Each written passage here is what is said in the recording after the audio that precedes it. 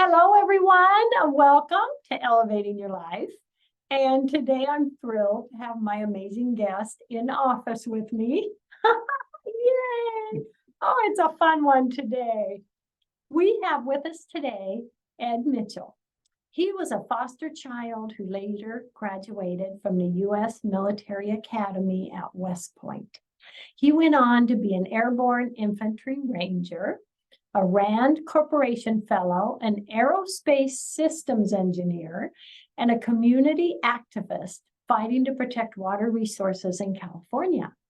Along the way, Ed became a national award-winning author. Yay!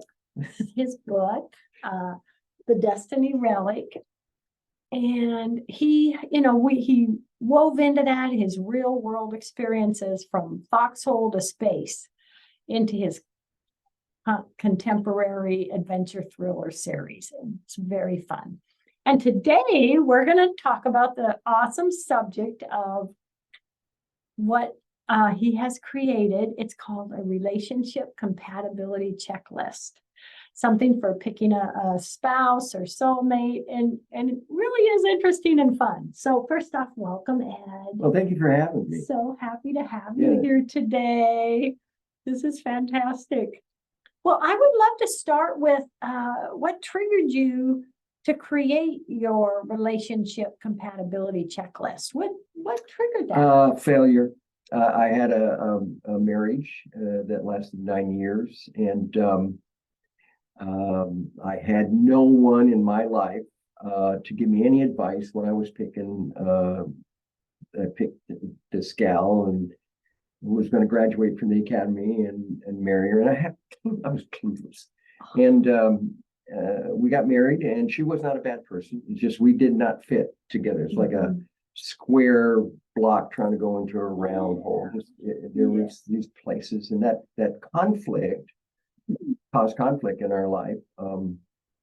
For example, I'm big on honesty and integrity and stuff like that. And she did shoplifting at the military store on post. Just a little bit of a problem there. And so anyway, at the end of that 9 years, it was emotionally, it sucked, and it was financially hard. And I recognized that I'd made some bad decisions. Not that the person was bad.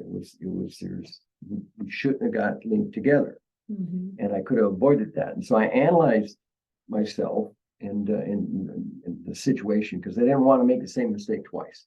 And so I sat down and did like I would a job. I analyzed what was going on. I made a list of things that were in our life, and basically a checklist, and went through it, not only to better understand myself, but to make sure I didn't make that mistake a second time.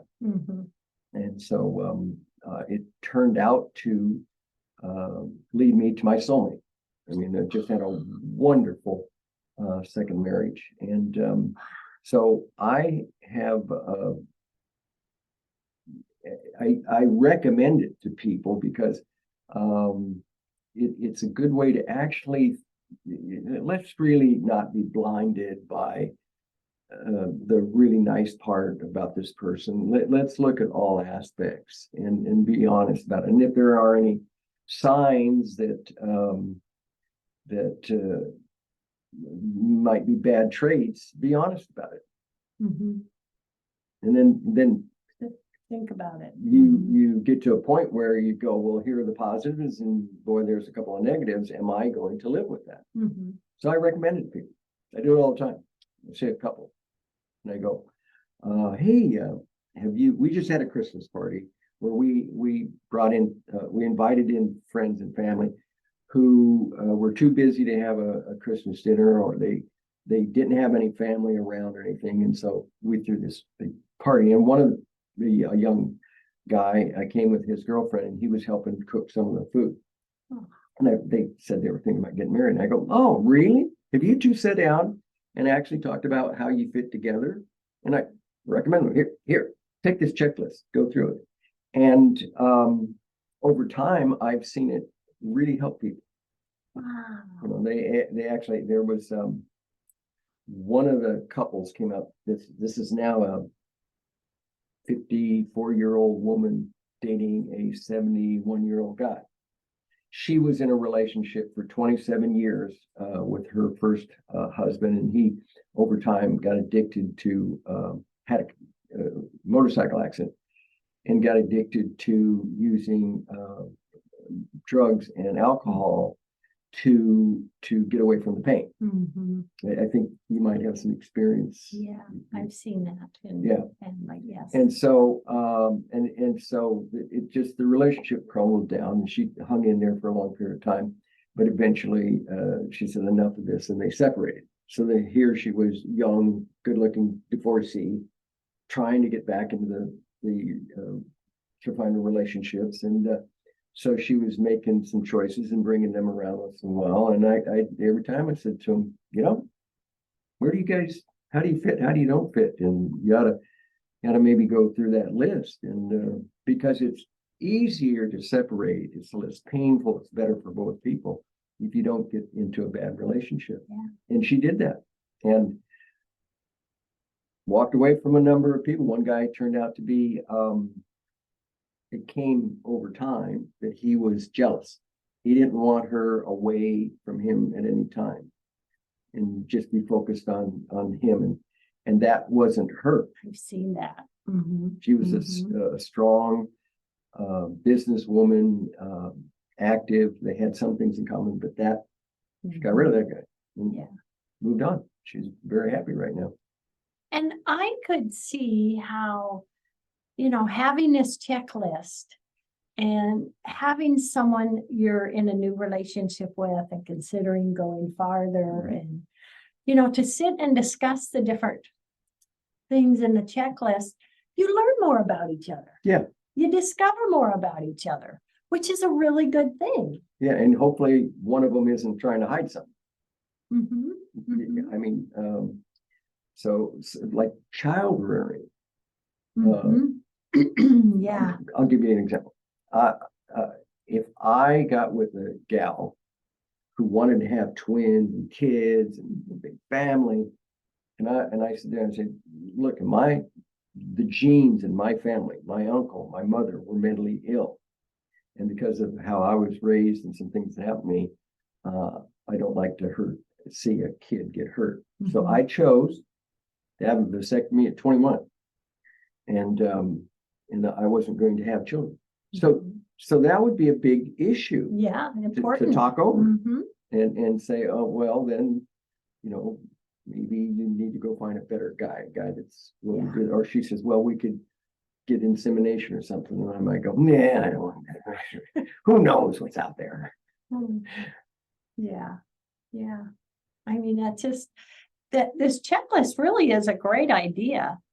And I would think that, you're not going to be a 10 for 10, there's going to be things that Really? you're compatible, and other things you're not quite You're as, so mean. but you enjoy that compatibility. You can, just accept the little differences and maybe even have fun with that. Well, not just the little differences, big differences. Mhm. You can get into real, let's take health. Okay. Okay. Like I just covered a kind of point. I have a lineage issue Mhm. that I feel obligated to share with people when I was younger. But when I met my soulmate, which was I was 31, she was 9 years older than me. She had, and I found out we danced. And we were dance partners, and she could not dance for very long because her lower arteries in her legs would clog. They couldn't carry the blood. Mhm. And she literally had to have a surgery. That was the first major surgery. We went through 4 major surgeries during our relationship. And she had this operation, and that's when I found out that she had heart and circulation issues. And being older, and that her dad had died from heart attack at 55, it was a probability that if I teamed up with her, that we would be dealing with this issue, serious Mhm. issue, during our time together. And that's actually happened. But Yeah. I made the conscious, I looked at I did the list on her, which was, we were hitting on, I'll go over some of these things. We were hitting on 99%, but there was this big issue about her health and having to possibly be a caregiver along the way. That's not a trivial issue. And so the checklist can help people, okay, this is good, this is bad, and am I willing to go forward given this issue? Because later on, I should not be whining about it. Yeah. Because I stepped in, it was my choice. Yeah. So maybe we ought to go into some of these areas. Yeah, share a couple of the examples. Share some of the examples. Yeah, which we're going to be able to get up on your website or something so that people can download it later on. Oh, yes. Okay, good. Yes. So it's a template. First thing, I'm bringing to people a template that they could modify themselves, but it helps them look at all angles and not hide out from some things they don't want to know. Intimacy is one area. Financial health, physical and mental health, religious, spiritual compatibility, similar likes and dislikes, problem solving, harmful habits, cultural compatibility, and family compatibility. There's 9 categories that I call it of a relationship. So just on, and then what I do is underneath that, I write in questions. Or are they like this, or are they like that? For example, in intimacy, is my potential spouse and partner kind to me outside of sex? Because intimacy, many people think about, okay, we're going in the bedroom, but you can be kind to someone throughout the day, or be gentle and caring to them. And if okay, the bedroom's great, but he doesn't want to be touched or pushes me away. All those things. That's a way of assessing if you'll be comfortable with this. And when you do have intimacy in bedroom, is it satisfying to both of us? Or is it just one person is always being satisfied and doesn't do or contribute to helping the other person? Questions like that. Yeah. Okay. The other thing is to not be blind to the fact that, will I be satisfied and happy when the frequency and the type of intimacy changes after we get married? Most of us has been in relationships. Early on, there's more interaction, and then it drops off to a level. Yeah. Now, and that's that area, and then there's also, we just say the areas of just similar likes, the things we're going to do together and spend time, like, yes. In that category, it's like, what common interests or hobbies? Do we like the same food? Do we like, in my case, I was always looking for a dancer. Yeah. Because I grew up with it. I like it. I'm good at it. It's a lot of fun. If you can dance well, you're communicating. And if you can communicate well on the dance floor, usually I find people can communicate good off the dance floor, and that's a good thing. Yeah. Do you like hiking? Do you like exercises? Do you like caring for people, taking time for them? Do you like the same type of animals? Are you a cat or dog person, or a crocodile person? Whatever. And these type of things, this is a pretty easy area when you know yourself to go looking at that person and going, okay, here's the positive. And scoring is something like this. You both like dancing. That's, for me, that's like a +5. You like kids. Well, yeah, I like kids, but I don't want to have kids. So there's a negative there. Definitely something there to right. discuss. There's a little downer there. So that would be an area that I think is very good place for people to start is just, what are we like in here? Yeah. Um, Yeah. then but financial, well, let me go back to, Forbes in 2022 did a study on like modern divorce issues. And they went out to 1,000 divorcees, male and female, and they asked them questions about why were you, what caused the divorce? And like 31%, 34% said, well, there was infidelity.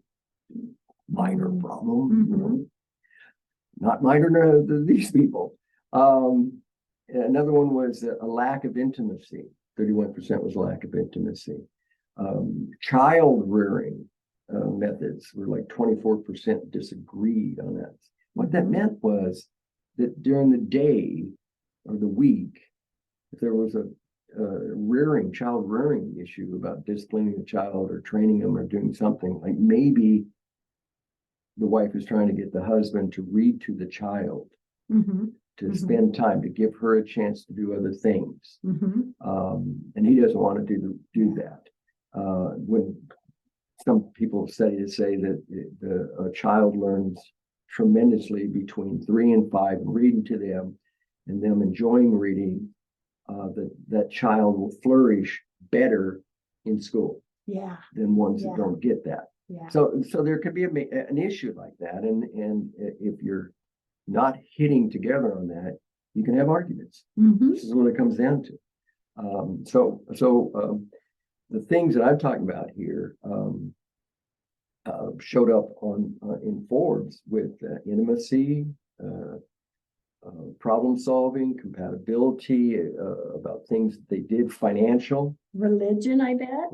Absolutely. There's culture.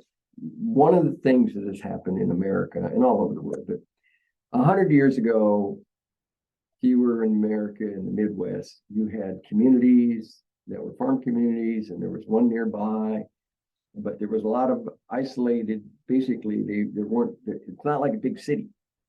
And so the people that grew up there knew each other, knew the families, went to a similar religious church or whatever, participated in the same industry, actually, farming or agricultural area, had a huge amount in common. And so picking a partner there, you naturally were fitting together more often than not. Nowadays, because of the country that we are, we're open to, I'm a third generation Italian Scottish.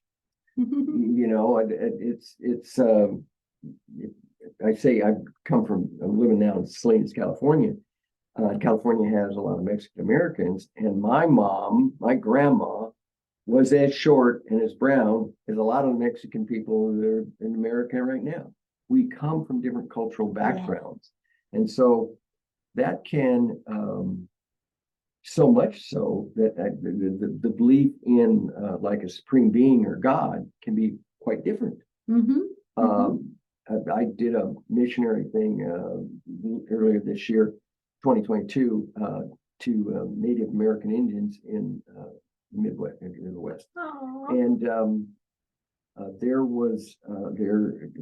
we were working with people that were angry at the U.S. government about what the government had done to them in the past, like trying to force religion down their throat. They don't believe in Jesus; they believe in a being, a spirit.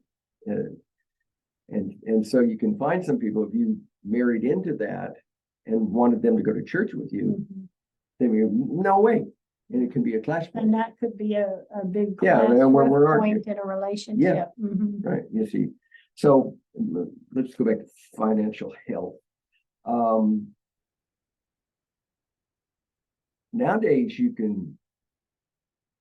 the younger, let's say the 20 to 40 age group, you can wind up with a person that's really nice, fits well together, but is bringing in a $200,000 debt for their education, which I don't want to drop into what I think is wrong about this. What's happening to young people is that you wind up with basically a mortgage a Mhm. debt the size of a mortgage if you're buying a house. And then you're out trying to put a relationship together and you're both trying to work to pay things off and you'd like to buy a new house and there's just some severe constraints Mhm. when you already got a mortgage. I call it a mortgage. It's paying off the interest rates on that, the interest and the primary on that college loan. So what financial, some questions would be in this area that you'd be looking about is, well, what financial assets does the person bring into the marriage and or relationship or debt? And be honest about that. And we're going to have to deal with this. Do we spend money in similar ways? What's the other person and my savings habit? Mhm. I save, she doesn't, Yeah. or mine goes and steals stuff. And one day, my first wife drove up with a $17,000 sports car. This was back in the 1980s. So that was very expensive at that time and had not talked over Wow. the issue of that purchase. Wow. Those type of things was, oh, well, that's nice. How come we didn't talk about it? Yeah. I mean, I might have agreed with you, Yeah. but it's a something financially that's going to affect you. Yeah. Yeah. So, right. So yeah. if we work together. So really courtesy in all the financial end as well. Yeah. You know, We're in this together. Yeah, we're in this together. One way to look at it is, I have a farm background. So if you have two horses that are pulling a wagon, they pull together. They need to be trained to pull it. And you don't just pick any two horses and stick them together and they're happy. One of them will look over the other one and say, I don't like you. I mean, they don't fit. They don't have the strength or they don't have the pace. It's somewhat of a art form to get the horses that are well matched. Yeah. And so if you're not pulling the wagon together and you're not showing like the Great respect analogy. or the consideration, That's a great it analogy. doesn't work well. And that wagon, that's your relationship. That's your, Yeah. your future, your everything. Yes, That everything's in the wagon back that you're there. pulling. I love that. I love that. Now, there's another area, and this has happened for centuries, and I know it happened to my second wife, that they marry for security reasons. Everything isn't right with the guy that they're going to go with, Mhm. but they have children, and they're going to take care of the kids, and they will give up something to take care of those kids, Mhm. and that can happen. Now, in her particular relationship, it later turned into spousal abuse. But by the time when the kids started leaving for graduating from high school, Mhm.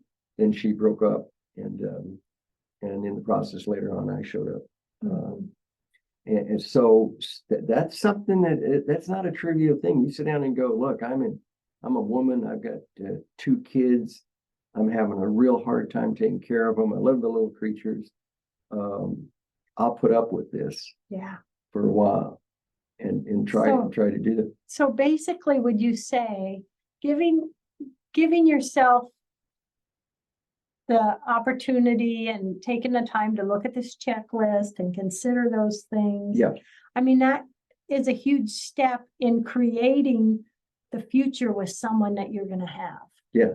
It Yes. really, really is. You're really talking over or can talk over, and do it you can do it in a positive way. And it's easy, especially when we're young. I know that was me. It was like, oh, I just want to be married, and and you don't think about all the things on the checklist. Did it work out for you when you? Actually, my first marriage, no. I was going to college, working at the restaurant that I later bought, but we got married. We got engaged 6 months after we started dating. Mm-hmm. And I really didn't know much about him, but my friends and others were saying, oh, you should marry him. Oh, you should marry him. And I was excited to be a wife and a mom. Yeah. And 6 months after I married him, I was like, oh, what did I do? Yeah. What did I do? And I thought, well, I'm just going to make the best of it. But about 5 years later, I just, for the care and safety of my kids and different reasons, it's like, no, I need to end it. Yeah. And that's But, just the type of thing. you know, I didn't think about any of the things on the Yeah. checklist. I was just young and naive And a novice. yeah, and it's not that he Yeah, was a bad guy, it's just that our checklist was very different. Yes, and Mm-hmm. and that's one of the things that I think having a checklist, and it takes you a little bit away from being a novice. Mhm. There aren't people that can advise you. In fact, one of the things that came up with Forbes was, did the family like the person you were going to marry?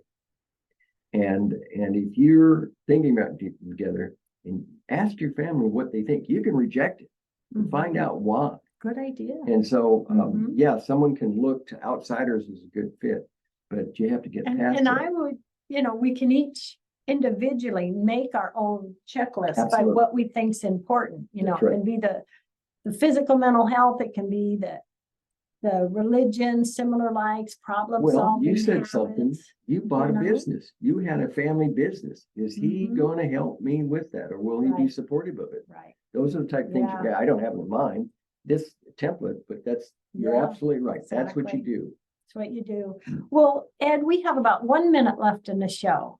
Gosh, time just flew by. It does. What last message do you want to tell everyone today? And where can they see your checklist? The only place we're going to give, I'm going to give it to you, so you'll have Okay. it on your website. Okay. I just, these are some of the biggest decisions you'll make in your life. You ought to spend some real time thinking about it. Cut the emotions out and look at it from many angles, because it's a big decision. Own up to what you're going to accept. Yeah. And be careful. Thank you, Ed. And I will post a list of Ed's checklist on my YouTube bio and on the KMET bio about the show. So yeah, Ed, thank you so much. Thanks for This having was me. so wonderful. Everyone out there, thank you for joining us. Love, hugs, and blessings.